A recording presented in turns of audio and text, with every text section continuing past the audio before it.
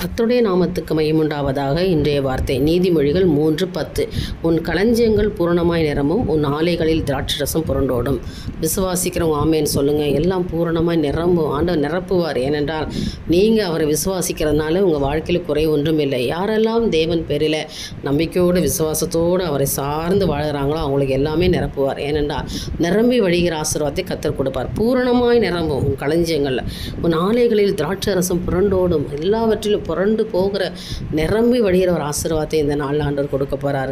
கர்த்தருடைய சமூகத்தில் மகிழ்ச்சி உண்டு, பேரின்பம் உண்டு. நீங்கள் தேவன் பேரில் விசுவாசத்தோடு நம்பிக்கையோடு ஒரு நாளும் நீங்கள் ஜெபிச்சு தான் இந்த ஆசீர்வாதத்தை பெற்றுக்கொள்ளணும். அதனால் உங்களுக்கு இன்றைக்கி நிரம்பி வழிகிற ஆசீர்வாதத்தை கொடுக்க போகிறார். நீங்கள் எல்லாருக்கும் உண்டு விசாரிக்க போகிறீங்க.